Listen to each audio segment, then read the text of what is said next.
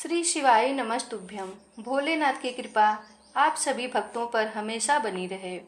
आइए सुनते हैं आगे की कथा। शिवलिंग की स्थापना, उसके लक्षण और पूजन की विधि का वर्णन तथा शिव पद की प्राप्ति कराने वाले सत्कर्मों का विवेचन। ऋषियों ने पूछा, सूत जी, शिवलिंग की स्थापना कैसे करनी चाहिए, उसका लक्षण क्या है तथा उसकी पूजा कैसे करनी चाहिए, किस देश काल में करनी चाहिए और किस द्रव्य के द्वारा उसका निर्माण होना चाहिए। सूत जी ने कहा, महर्षियों, मैं तुम लोगों के लिए इस विषय का वर्णन करता हूँ, ध्यान देकर सुनो और समझो।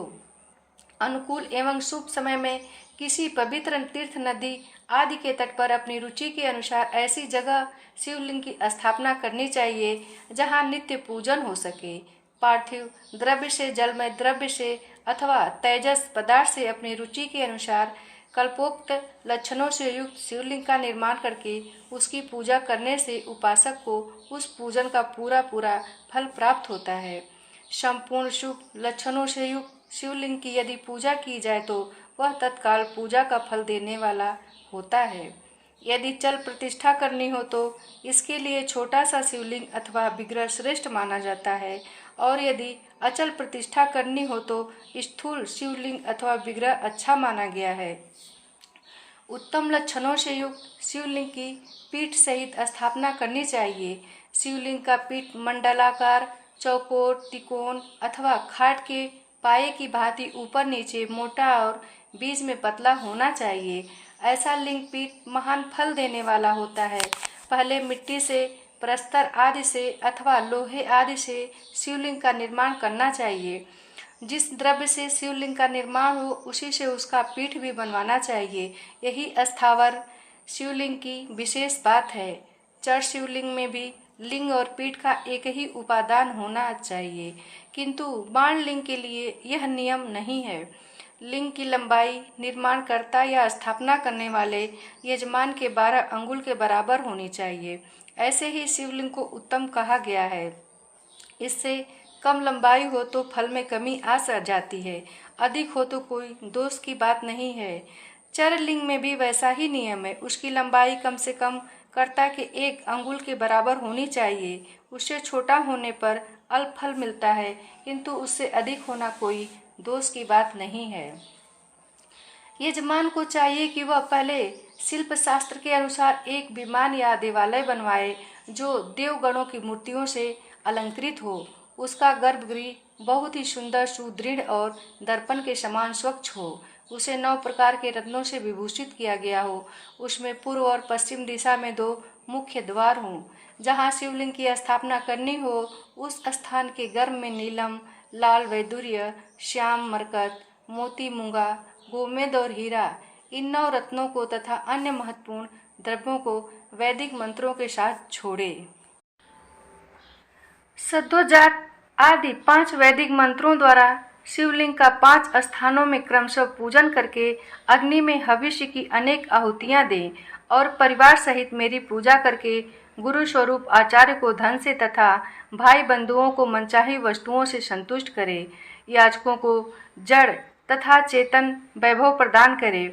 स्थावर जंगम सभी जीवों को यत्न पूर्वक संतुष्ट करके एक गड्ढे में सुवर्ण तथा 9 प्रकार के रत्न भरकर सद्योजात आदि वैदिक मंत्रों का उच्चारण करके परम कल्याणकारी महादेव जी का ध्यान करे।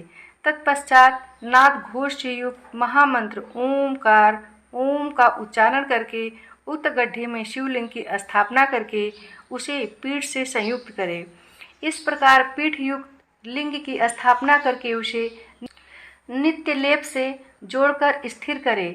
इसी प्रकार वहाँ परम सुंदर वेद की भी स्थापना करनी चाहिए। सारांश यह है कि भूमि संस्कार आदि की सारी विधि जैसी लिंग प्रतिष्ठा के लिए कही गई है, वैसी ही वेद प्रतिष्ठा के लिए भी समझनी चाहिए। अंतर इतना ही है कि लिंग प्रतिष्ठा के लिए प्रणव मंत्र के उच्चारण का विधान है, परंतु वेद की प्रतिष्ठा पंचाक्षर मंत्र से करनी चाहिए। जहाँ लिंग की प्रतिष्ठा हुई है वहाँ भी उत्सव के लिए बाहर सवारी निकालने आदि के निमित्त बेर को रखना आवश्यक है। बेर को बाहर से भी लिया जा सकता है, उसे गुरुजनों से ग्रहण करें। बाह्य बेर वही लेने योग्य है, जो साधु पुरुषों द्वारा पूजित हो। इस प्रकार लिंग में और वेर में भी की हुई महादेव जी की पूजा शिव पद प्रदान करने वाली होती है। स्थावर और जंगम के भेद से लिंग भी दो प्रकार का कहा गया है। वृक्ष, लता आदि को स्थावर लिंग कहते हैं और कृमि, कीट आदि को जंगम लिंग। स्थावर लिंग की सींचने आदि के द्वारा सेवा करनी चाहिए और जंगम लिंग को आहार एवं जल आदि देकर तृप्त करना उचित है। उन स्थावर जंगम जीवों को सुख पहुँचाने में अनुरक्त होना भगवान शिव का पूजन है, ऐसा विद्वान पुरुष मानते हैं। इस तरह महालिंग की स्थापना करके विविध उपचारों द्वारा उनका पूजन करें। अपनी शक्ति के अनुसार नित्य पूजा करनी चाहिए तथा देवालय के पास ध्वजारोपण आदि करना चाहिए। शिवलिंग साक्षात शिव का पद प्रदान करने वाला है अथवा चल लिंग में षोडशोपचारों द्वारा यथोचित रीति से क्रमशः पूजन करें। यह पूजन भी शिव पद प्रदान करने वाला है। आवाहन, आसन, अर्घ्य, पाद्य, पाद्यांग, आचमन, अभ्यंग पूर्वक स्नान, वस्त्र एवं यज्ञोपवीत, गंध, पुष्प, धूप, दीप, नैवेद्य, तांबूल, समर्पण, निराजन, नमस्कार और विसर्जन, ये 16 उपचार हैं अथवा अर्घ्य से लेकर नैवेद्य तक विविध पूजन करें। अभिषेक, नैवेद्य, नमस्कार और तर्पण ये सब यथाशक्ति नित्य करें। इस तरह किया हुआ शिव का पूजन शिव पद की प्राप्ति कराने वाला होता है। अथवा किसी मनुष्य के द्वारा स्थापित शिवलिंग में, ऋषियों द्वारा स्थापित शिवलिंग में, देवताओं द्वारा स्थापित शिवलिंग में, अपने आप प्रकट हुए स्वयंभू लिंग में तथा अपने द्वारा नूतन स्थापित हुए शिवलिंग में भी उपचार समर्पण पूर्वक जैसे तैसे पूजन करने से या पूजन की सामग्री देने से भी मनुष्य ऊपर जो कुछ कहा गया है वह सारा फल प्राप्त कर लेता है। क्रमशः परिक्रमा और नमस्कार करने से भी शिवलिंग शिव पद की प्राप्ति कराने वाला होता है। यदि नियम पूर्वक शिवलिंग का दर्शन मात्र कर लिया जाए तो वह भी कल्याणप्रद होता है। मिट्टी, आटा, गाय के गोबर, फूल, कनेर, पुष्प, फल, गुड़, मक्खन, भस्म अथवा अन्न से भी अपनी रुचि के अनुसार शिवलिंग बनाकर तदनुसार उसका पूजन करें। अथवा प्रतिदिन 10,000 प्रणव मंत्र का जप करें अथवा दोनों संध्याओं के समय 1-1 सहस्र प्रणव का जप किया करें। यह क्रम भी शिव पद की प्राप्ति कराने वाला है, ऐसा जानना चाहिए। जप काल में मकारांत प्रणव का उच्चारण मन की शुद्धि करने वाला होता है। समाधि में मानसिक जप का विधान है तथा अन्य सब समय भी उपांशु जप ही करना चाहिए। नाद और बिंदु से युक्त ओमकार के उच्चारण को विद्वान पुरुष समान प्रणव कहते हैं। यदि प्रतिदिन आदरपूर्वक 10,000 पंचाक्षर मंत्र का जप किया जाए अथवा दोनों संख्याओं के समय 1-1 सहस्र का ही जप किया जाए तो उसे शिवपद की प्राप्ति कराने वाला समझना चाहिए।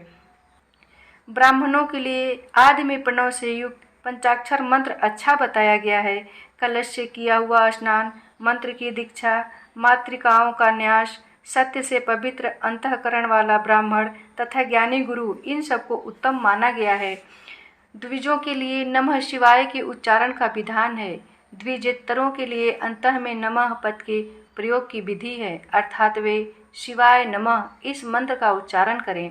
स्त्रियों के लिए भी कहीं कहीं विधि पूर्वक नमो अंतः उच्चारण का ही विधान है, अर्थात वे भी शिवाय नमः का ही जप करें।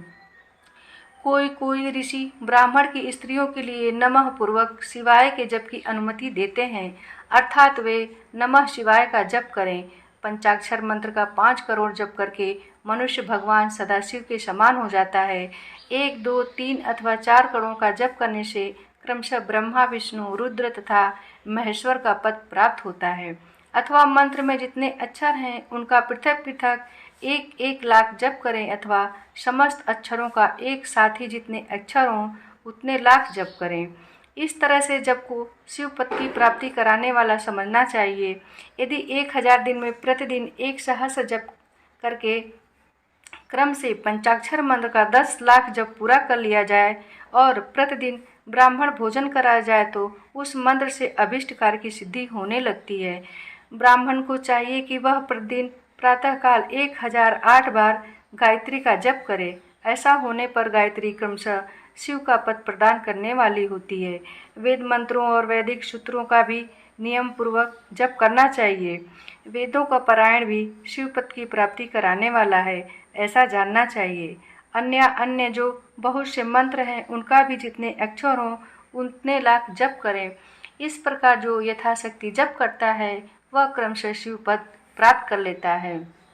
अपनी रुचि के अनुसार किसी एक मंत्र को अपनाकर मृत्यु पर्यंत प्रतिदिन उसका जप करना चाहिए, अथवा ओम इस मंत्र का प्रतिदिन 1 सहस्त्र जप करना चाहिए।